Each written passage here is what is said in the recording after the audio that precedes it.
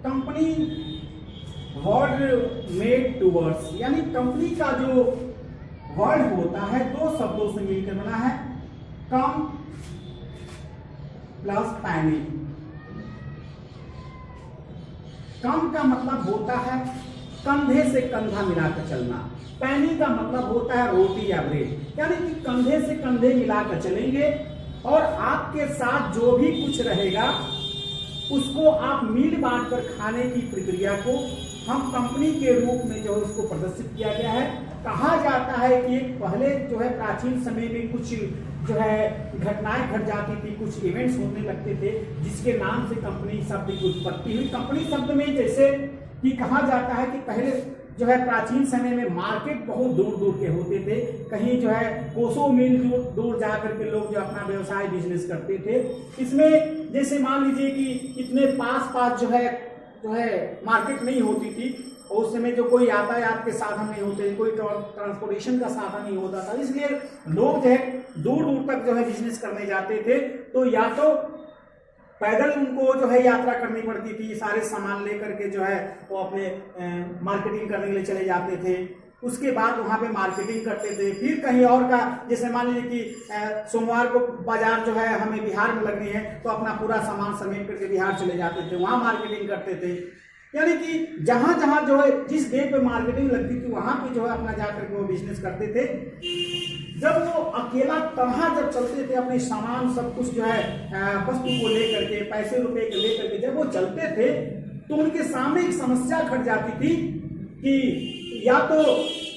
डाकू लोग उनके सारे सामान को या तो छीन लेते थे या उनको जो लूट लेते थे, सारा पैसा जो है उनका जो है नष्ट हो जाता था, लूट लेते थे, सारे सामान भी लूट लेते थे। इसलिए इस तरह की समस्या जब उनके सामने जब आई तो उन्होंने एक ऐसा उपाय सोचा कि जैसे कि मान लीजिए कि हम जहां पर रहते हैं वहां के जितने बिजनेसमैन हैं सब एक जगह एकत्रित होते थे, एकत्रित होकर के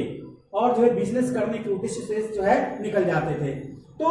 कहीं अब एक टीम बना करके जो है जाने लगे, 10-20 का एक ग्रुप होने लगा, एक समूह बन गया और समूह बना करके लोग जो है साथ साथ चलते थे और उनके साथ जो भी ब्रेड, जो भी रोटियां, जो भी खाने पीने के सामान थे सभी लोग मिल बैठ करके एक जगह जो है भोजन करते थे, खाते थे।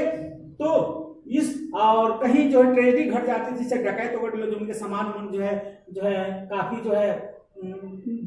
चोरी करने लगते थे तो उनका मिल करके मुकाबला भी कर लेते थे। तो इस तरीके से जो है कंपनी शब्द की उत्पत्ति जो है उनके द्वारा मिल बांट कर रोटी और ब्रेड को खाने की प्रक्रिया के आधार पर जो कंपनी शब्द की उत्पत्ति हुई है। इसमें आज भी जो है आज हम देखते हैं कि कंपनी में आज भी वही होता है, कुछ लोगों का जो है एक ग्रुप होता है, कुछ लोगों का एक समूह होता है जो सभी लोग मिल करके जो है कैपिटल लगाते हैं, पूंजी लगाते हैं और साथ साथ कंधे से कंधे मिला करके चलते हैं और कंपनी में जो भी प्रॉफिट होता है, जो भी लॉसेस होता है वो सभी लोग मिल बांट करके उसको ब्रेड रोटी की तरह जो है उसको बांट लेते हैं। तो इस तरीके से कंपनी शब्द का तो उत्पत्ति हुआ। उसके बाद जो है ये हमारे ओरिजिन ऑफ द कंपनी है। कंपनी के